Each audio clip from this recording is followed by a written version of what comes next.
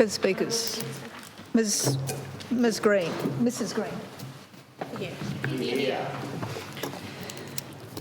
The most important currency that a minister holds is integrity, but the behaviour that we have witnessed by the honourable member for Windermere, Nick Duigan, shows that he has none. Tasmanians deserve a minister who is up to the job, not someone who is out of their depth in a car park puddle.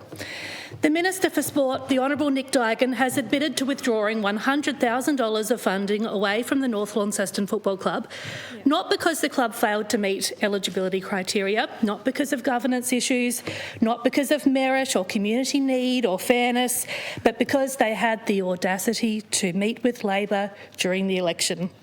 Let's call it for what it is. It was political retribution. It was punishment, intimidation, and it was vindictive. It was a message to every organisation in this state that this government will only fund you if you abide by their political rules. That is disgraceful and it's an abuse of power, and every Tasmanian should be furious. And I tell you, the players and the club members at North Launceston Football Club, they are furious. A commitment made in writing after months of discussions with the club, gone in a flash because Club President Adrian Hall met with Labor during the election. And if that is not political punishment, then what is? And if that is not ministerial misconduct, then what is? Now, North Launceston, it's not just any club. It's one of Tasmania's most historic and successful sporting institutions. For 103 years, it has called York Park home. It has supported young people, families, volunteers and community pathways. Its contribution to health, connection and pride cannot be overstated. But apparently what matters to the Honourable Member for Windermere, apparently none of that matters. Because in his world, what determines whether a club gets support isn't need or community value or fairness.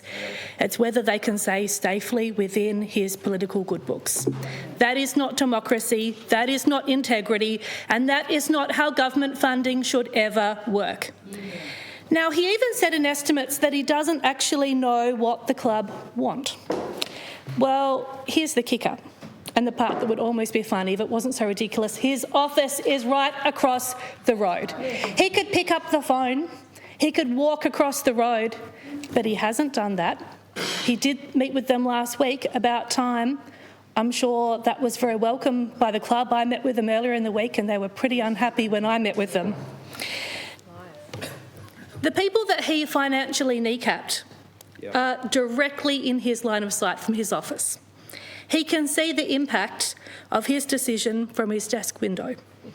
He must be too ashamed to go outside, I would be, because the people that he has punished are his neighbours.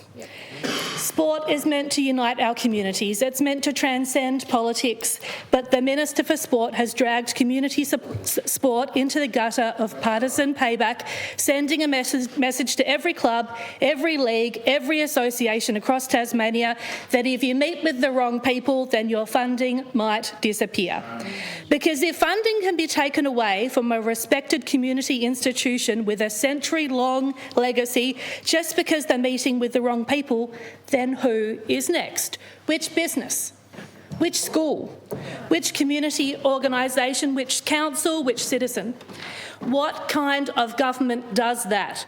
What kind of minister thinks that this is acceptable behaviour? I'll tell you. A minister who is out of his depth. A minister who has no business controlling public funding and no business sitting in the cabinet.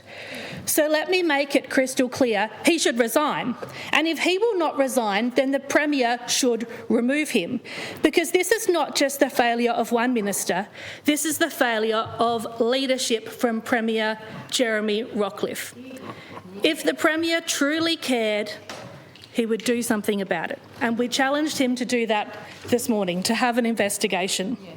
If he truly believed that taxpayer money should be used for communities rather than to enforce political obedience, he would not tolerate this behaviour for one single day. So I really look forward to the Honourable Member for Bass, Michael Ferguson's contribution on this, because I hope that you will you will do the right thing for the club. I really hope that you will. I hope that that Rob Fairs and Bridget Archer do the same, because this is a matter of integrity. It is so important.